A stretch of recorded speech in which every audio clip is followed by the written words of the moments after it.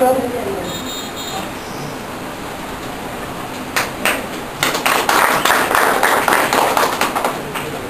सर्वात पहिले ओळख करून देतो. संजय पडवळ साहेब हे BMC म्हणून त्यांचा मोठा ग्रुप आहे, त्याचे डॅशिंग डायरेक्टर आहेत ऑलरेडी.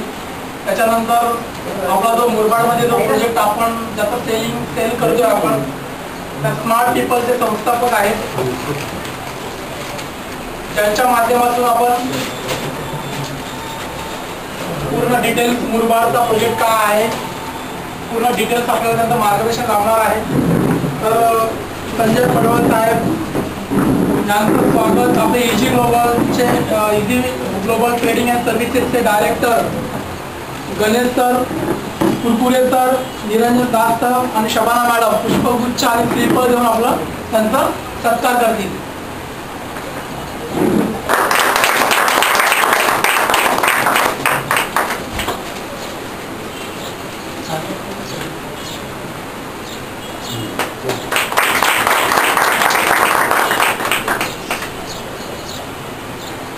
त्याच्यानंतर अरविंद सर जे प्रोजेक्ट मॅनेजर आहेत, जो गुरुबाचा त्यांचा जो प्रोजेक्ट आहे त्याचं पूर्ण प्रोजेक्टचं जे काम करतात ते मॅनेजर अरविंद सर, यांचं स्वागत गणेश सर करतील.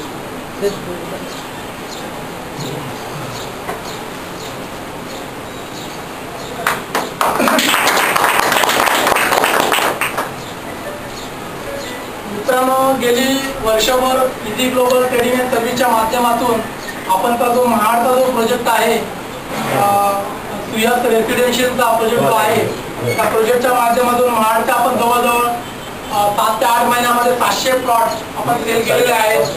तर इथून मुरबाड फक्त 37 किलोमीटरवरती ऑफिस पासून आपला 37 किलोमीटर मुरबाड हा प्रोजेक्ट आपला आहे.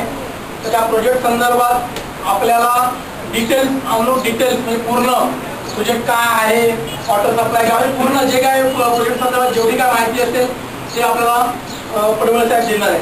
तर पडवळ साहेबांसाठी जोरदार टाळ्या वाजून आपल्या प्रोजेक्ट संदर्भात डिटेल मार्गदर्शन करा. नमस्कार. सर्वप्रथम मी इझी ग्लोबल ट्रेडिंग कंपनीचं आभार मानतो की त्यांनी मला इथे आमंत्रित केलं आणि आज रिअल इस्टेट संदर्भात किंवा जमीन त्या संदर्भात माहिती देण्याचं जे मला आज त्यांनी योग घडवून आणलेला आहे. खरोखरच आज आपण सर्वजण उत्सुक आहात की जमीन काय असते, की जमिनीचे जे काही प्रोजेक्ट होतात की रिअल इस्टेट काय असतं. मी तुम्हाला एक सांगेन ना की आजपर्यंत तुम्ही अनेक प्रकारचे बिझनेस केले असतात किंवा पाहिले असतात, पण सगळ्यात दी बेस्ट असेल तर फक्त रिअल इस्टेट. आणि ते का, कशामुळे रिअल इस्टेट अप आहे, ही इंडस्ट्री बूम का आहे, हे मी तुम्हाला पटवून देईन की त्यानंतर आय डोंट नो की तुम्ही आता कुठला बिझनेस करताय किंवा काय करताय, पण तुम्ही त्याच्यानंतर एकच म्हणाल की बिझनेस करायचा तर रिअल इस्टेट. की खूप सुंदर. आता जमीन बद्दल जर आपण बोलायचं झालं तर जमीन अशी गोष्ट आहे की सर्व प्राथमिक गरजा कोणत्या जर सांगा का मला. आपल्या प्रत्येक मनुष्याला प्राथमिक गरजा कोणत्या असतात? अन्न, वस्त्र, निवारा. बरोबर आहे. आता अन्न हे कुठे होतं, कुठे उभं होतं? जमीन. बरोबर आहे. वस्त्र म्हणजे जे मिल असतं कापड बनवण्याच्या, हे कशावर असतात? आणि निवारा सांगण्याची गरजच नाही. बरोबर आहे. म्हणजे ह्या ज्या प्राथमिक गरजा आहेत आपल्या, मराठीत आले ना सगळ्यात? Okay, very good. या तिन्ही प्राथमिक गरजा ह्या जमिनीवरच असतात. म्हणून जमीन ही प्रत्येक मनुष्याच्या जीवनामध्ये अत्यंत गरजेची आहे, तिला खूप इम्पॉर्टन्स आहे. बरोबर आहे. ही तर गोष्ट आपल्या सगळ्यांना पटते की प्रत्येक मनुष्याला जमिनीची आवश्यकता आहे जागोजागी. बरोबर आहे. आज आपला इंडिया समजा पकडा की भारत देशाची लोकसंख्या किती आहे मला सांगा, कोणी सांगू शकेल? जवळजवळ 120 करोड आहे. आता किती आहे? 120 करोड लोकसंख्या आहे भारत देशाची. आज कोण जन्मतं कधी तर कोण त्याच दिवशी कोण कितीतरी लोक मरण पावतात. बरोबर आहे.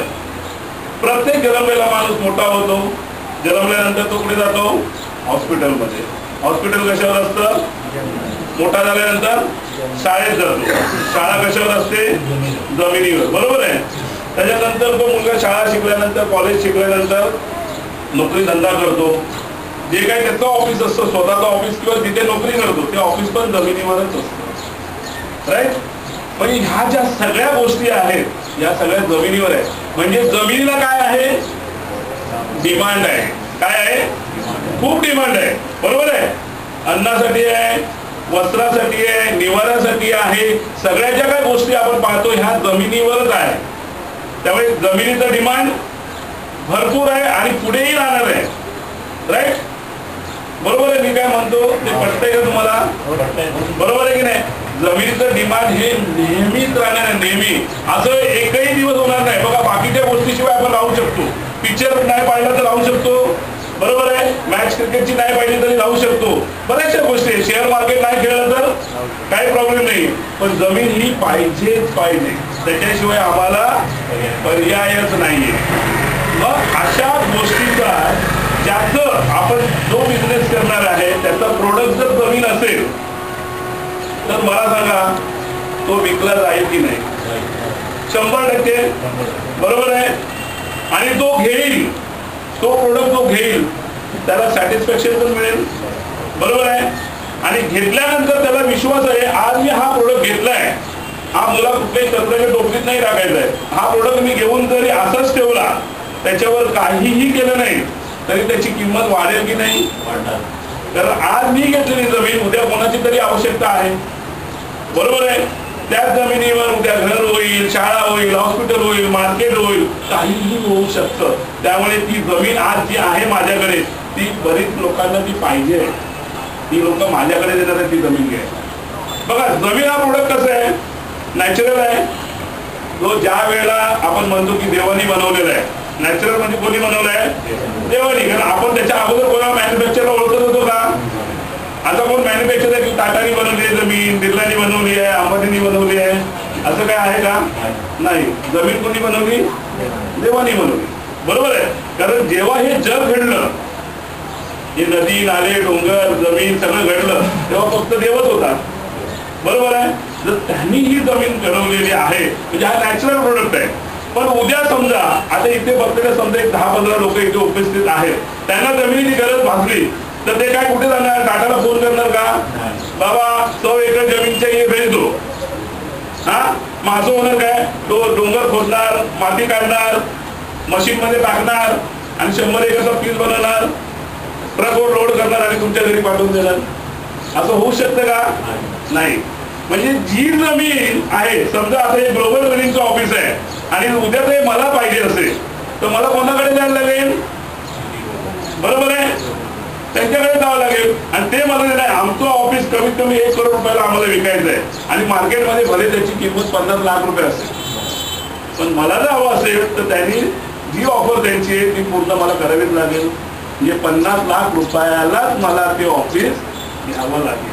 म्हणजे विचार करा की काय डिमांड आहे जमिनीला.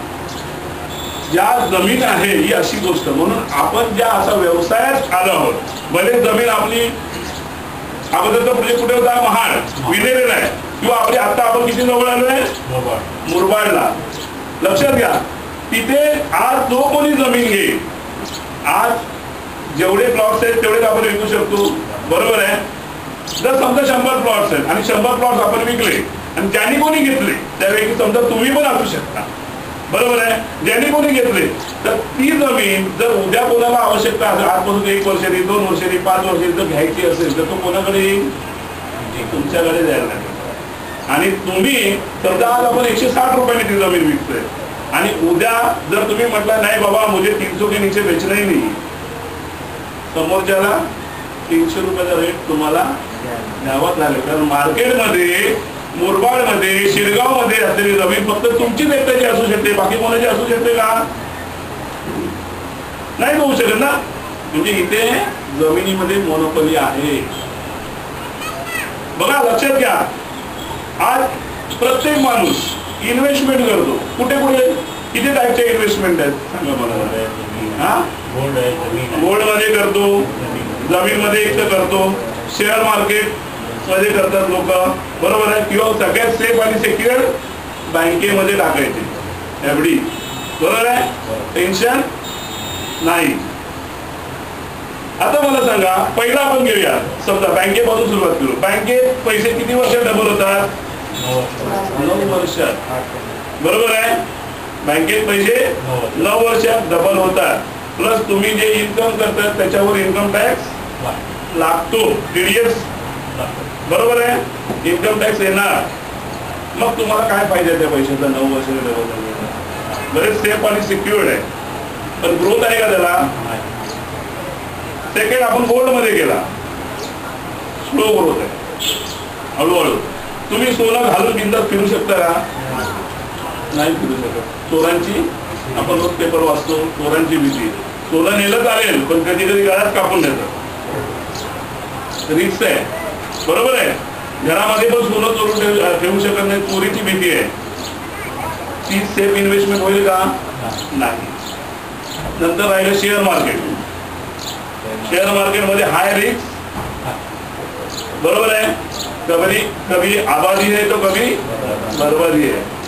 सकाळी आबाद दिसतो, संध्याकाळी. मग अशा इन्व्हेस्टमेंट मध्ये आपण आपला हार्डन मध्ये टाकू का? कधीच नाही टाकणार, नाही टाकणार. सर्वसामान्य माणूस म्हणजे आपला मेहनतीचा पैसा आहे, अशा ठिकाणी आपण टाकू का? कोणीच नाही टाकणार.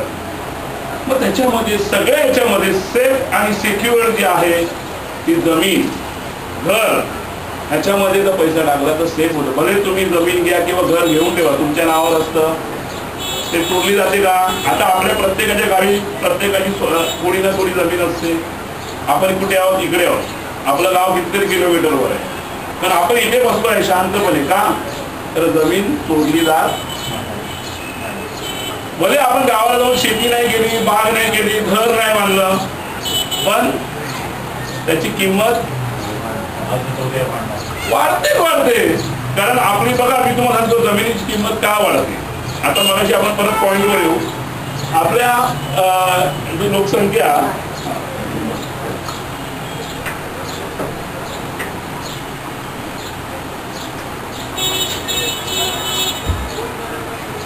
आपला लोकसंख्या किती आहे? पॉप्युलेशन 1.23 आहे, 1,20,00,000 रुपये आहे, बरोबर. आता जी जमीन आपण म्हणते की देवानी बनवली, हा जमिनीचा तुकडा आहे, ही लँड आहे, बरोबर आहे. पूर्वी आता बघा की आज 2013 साल चालू आहे, बरोबर आहे. 2013 असं बघा की 1990 साली पॉप्युलेशन आपल्या इंडियाचं किती असू शकेल? 1 करोडच्या आत, समजा 80 करोड रुपये, बरोबर आहे. सॉरी 80 लाख, बरोबर आहे. नंतर 2000 साल आलं, 2000 साली हे 1 करोड झालं. 2000 आपण धरू की 5 साल, या वेळेला किती झालं? आपलं पॉप्युलेशन 1 करोड 10 लाख झालं आणि आता 1 करोड 20 लाख झालं. 1990 साली जेव्हा 80 लाख पॉप्युलेशन होतं, त्यावेळेला जमीन पण तेवढीच होती. म्हणजे 80 लाख लोकांच्या शाळा झाले, कॉलेज झाले, शेती झाली, जमीन ॲक्वायर होत गेली, म्हणजे त्याचा वापर होत गेला. कोणी विकत घेतली, बिल्डिंग बांधली, कोणी शाळा बांधली, कोणी हॉस्पिटल, कोणी मार्केट बांधलं. परत पॉप्युलेशन वाढलं, 1 करोड झालं. परत नवीन मुलं झाली, त्यांची लग्न झाली, नवीन घरं पाहिजे, बरोबर आहे, नवीन शाळा पाहिजे, पॉप्युलेशन वाढलं. शाळेची रिक्वायरमेंट पण माहिती आहे तुम्हाला की ऍडमिशन मिळत नाही मुलांना, कारण शाळा कमी. त्यामुळे जमिनीची आवश्यकता परत वाढत वाढत वाढत गेली. आज किती झाले? 1 करोड 20 लाख लोकसंख्या झाली. जमीन वाढली का? वाढू शकते का? कारण ती नॅचरल आहे. म्हणजे आता मला सांगा, कोणी गॅरंटी देऊन छातीवर टाकून की इंडियाचं पॉप्युलेशन वाढणार नाही सांगू शकतं? का नाही देऊ शकत गॅरंटी? पॉप्युलेशन हे कोणी थांबू शकत नाही. लोकसंख्या कोणी आपल्या हातात आहे का? नाही. हे 1 करोडचे 2 करोड पण होईल, पण जमीन वाढेल का? म्हणजे विचार करा की इथून डिमांड आपलं नेहमी गॅरंटेड आहे. लोकसंख्या वाढणार म्हणजे शाळा, हॉस्पिटल, कॉलेज, शेतीसाठी जमीन लागणारच लागणार. पण सप्लाय वाढणार का? नाही. बरोबर आहे. मग डिमांड आणि सप्लाय जर पाहिला आपण, डिमांड आणि हा सप्लाय आहे, बरोबर. तर जर ज्या गोष्टीला डिमांड जास्ती असतं आणि सप्लाय कमी असतो त्याची प्राइस नेहमी, बरोबर आहे, प्राइस ही नेहमी वाढणारच वाढणार, हे इकॉनॉमिक्स सांगतो, बरोबर आहे. प्राइस ही वाढणारच वाढणार. मग आपण जो प्रोडक्ट विकतोय त्याची प्राइस कोणीही घेऊ दे आणि कुठेही जमीन असू दे त्याची किंमत ही वाढणारच. आणि आता आपण जी विकतोय जमीन ही तर क्रीम लोकेशनला आहे. आपली जमीन जी आपण जो प्रोजेक्ट सेल करतोय हा एकदम क्रीम लोकेशनला आहे, बरोबर. बघा मी तुम्हाला सांगतो थोडक्यात, पहिले तुम्हाला पार्श्वभूमी सांगतो, नंतर थोडस जमिनीबद्दल तुम्हाला मी नॉलेज देतो, बरोबर आहे. पण आपण काय करतोय काम आणि त्याला डिमांड काय आहे, बरोबर, त्याला आपल्याला यश येईल की नाही, बरोबर, लोकांना जी वस्तू आपण देतोय, बरोबर आहे, ती योग्य आहे की नाही, त्यांनी लोकांना फायदा होणार आहे का, लोकांना फायदा झाला तर आपल्याला निश्चित त्याचा फायदा होणारच आहे. आता थोडक्यात तुम्हाला मी सांगतो, हे तुम्हाला लाईफ मध्ये खूप उपयोगी येणार, लक्षात घ्या. हे काय, एम म्हणजे मुंबई, एन म्हणजे नाशिक आणि पी म्हणजे पुणे. हा एक काय ट्रायंगल आहे, त्रिकोण आहे, त्याला काय म्हणतात, गोल्डन ट्रायंगल. काय म्हणतात, हा आहे गोल्डन ट्रायंगल. आता बघा, मुंबई म्हणजे आपल्या देशाची आर्थिक राजधानी, बरोबर आहे. इंडियाची काय दुबई आहे. सर्व देशातून लोक मुंबईत काय येतात, पैसे कमवतात. गावाला पैसे मिळाले असते लोक इथे आली असते का, नाही, येऊ शकते नसते. गावाला इतकं शांतता आहे, पोल्युशन नाही, काय गडबड नाहीये, बरोबर आहे. तिथे तर पैसे भेटले असते लोक मस्त आरामात जगले असते, तिथे बंगला बांधला तर राहिले असते. इथे कोण आला असतो, कधी बॉम्बस्फोट होईल, कधी काय होईल, याची काय शाश्वती. सकाळी गेला माणूस संध्याकाळी येईल का सांगू शकत नाही.